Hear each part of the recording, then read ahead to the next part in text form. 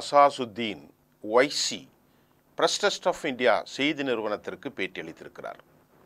அந்த பேட்டியில் அவர் பல கருத்துக்களை மையப்படுத்தியிருக்கிறார். பாரதிய ஜனதா தொடர்ந்து ஆட்சியில் இருந்து வருகிறது, வெற்றியும் பெற்று வருகிறது. இதற்கு காரணம் எதிர்க்கட்சிகளின் தோல்விதான்.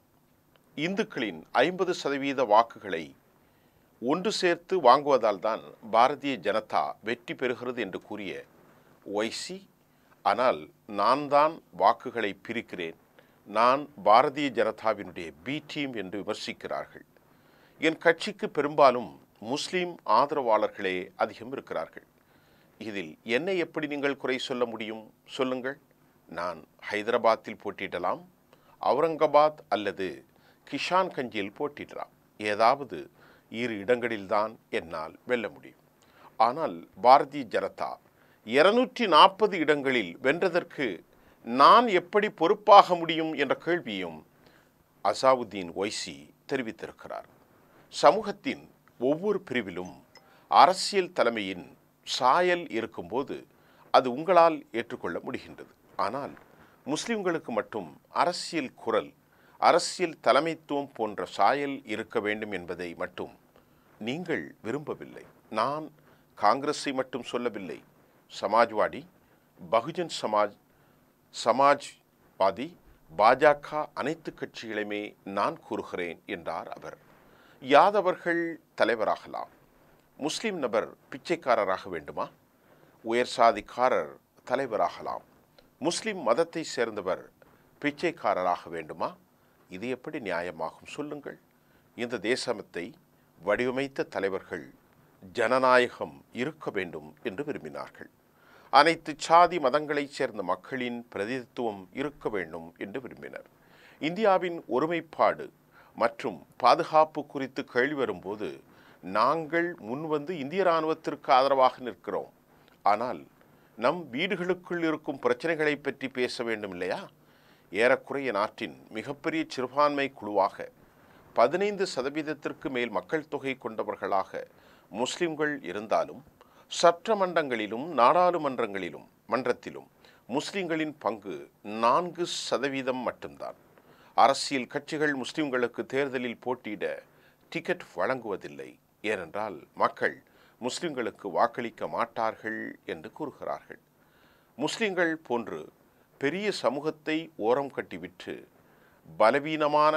பலவீனமாக வைத்துவிட்டு 2047 ஆண்டு இந்தியா விக்ஷித் பாரத் இலக்கை எவ்வாறு அடைய முடியும் என்ற கேள்வியை அசாவுத்தீன் ஒய்சி எழுப்பியிருக்கிறார். அரசியல் கட்சிகள் முஸ்லிம்களை வாக்கு வங்கிகளாக பார்ப்பதை நிறுத்திவிட்டு அவர்களை மேம்படுத்தவும், அவர்களுக்கான கல்வி கற்பிக்கவும், அவர்களை நியாயமாக நடத்தவும், அவர்களுக்கான வேலைகளை வழங்கவும் பாடுபட வேண்டும். நாங்கள் வாக்காளர்களாக இருக்க விரும்பவில்லை என்பதே எங்கள் போராட்டம். நாங்கள் குடிமக்களாக இருக்க விரும்புகிறோம். இவ்வாறு அசாவுத்தீன் ஒய்சி தெரிவித்தாலும் அவருடைய கருத்து இன்றைக்கு பேச்சு பொருளாக இருக்கிறது. உயர் சாதிக்காரர் தலைவராகவும் ஒரு முஸ்லிம் பிச்சைக்காரராகவும் இருக்க வேண்டுமா என்ற கேள்வியை எழுப்பியிருக்கக்கூடிய AIMIM கட்சியின் தலைவரும் எம்பியுமான அசாசுத்தீன் ஒய்சி பாரதிய ஜனதாவின் பி டீம் என்பதை அவர் மறுத்திருக்கிறார். ஆனாலும் வட இந்தியாவில் பீகார் போன்ற பகுதிகளில், கர்நாடகாவில், மகாராஷ்டிரா, உத்தரப்பிரதேசத்தில் அடர்த்தியாக வாழும் பல பகுதிகளில் இவருடைய வாக்குகள் பாரதிய ஜனதாவுக்கு பெரும் வாய்ப்பை அளிக்கிறது என்ற குற்றச்சாட்டிற்கு அவர் இவ்வாறு பதில் அளித்திருக்கிறார். மிக முக்கியமாக இந்திய முஸ்லிம்கள் வாக்காளர்களாக அனைத்து கட்சிகளாலும் கடந்த காலங்களிலும் இன்றைக்கும் பயன்படுத்தப்பட்டு வந்ததையும், பெரும் பிரதித்துவ அடிப்படையில் 20 விழுக்காட்டுக்கு மேலிருந்தும் 4% உரிமைகளை மட்டும் அவரால் பெற முடியவில்லை என்றும், சட்டமன்றங்களிலும் நாடாளுமன்றத்திலும் முஸ்லிம்களுடைய பிரதித்துவம் மிக குறைவானது என்றும் அவர் கூறினார். அவர் மீது தொடர்ந்து வைக்கப்படும் குற்றச்சாட்டு அவர் பாரதிய ஜனதாவின் பி டீம் என்பதுதான். ஆனால் நான் எப்படி பி டீமாக இருக்க முடியும்? நான் ஒரு குறிப்பிட்ட இடங்களிலும், குறிப்பாக ஹைதராபாத்திலும் அவுரங்காபாத்திலும் கிஷன்கஞ்சிலும் போட்டியிடலாம். 2 இடங்களில் தானே என்னால் வெற்றி பெற முடியும்.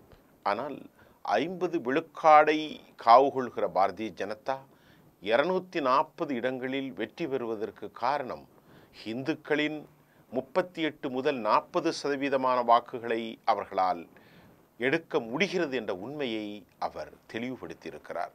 அவர் பி டீம் என்று வைத்து கொண்டாலும் பாரதிய ஜனதாவின் 38% வாக்குகள் முழுமையாக இந்துக்களின் வாக்குகள் தான். அவற்றில் முஸ்லிம்களின் வாக்குகளோ கிறிஸ்தவர்களின் வாக்குகளோ இருப்பதற்கு சாத்தியக்கூறு மிக மிக மிக மிக குறைவு. அவர் சொல்வதில் சில உண்மைகள் இருக்கிறது. ஆனால் அவர் பிடிமுக செயல்படவில்லை என்று அவர் சொன்னாலும் அவர் தன்னை வளப்படுத்திக் கொள்வதற்கு அடர்த்தியான முஸ்லிம் தொகுதிகளில் அவர் போட்டியிடுவது பாஜகவுக்கு ஏதாவது ஒரு வழியில் நன்மை பயக்கும் என்பதுதான் உண்மை. ஆனாலும் எந்த ஒரு அரசியல் கட்சி தலைவரும் தன் மீது வைக்கப்படுகிற குற்றச்சாட்டுகளை ஏற்றுக்கொள்வதில்லை. மறுதலிப்பது இயற்கை. அந்த அடிப்படையிலே அசாசுத்தீன் ஒய்சியும் தன் மீது வைக்கப்பட்ட பி டீம் என்ற குற்றச்சாட்டை அவர் மறுத்திருக்கிறார் என்பது இச்செய்தியின் கருத்துரையாக இருக்கிறது.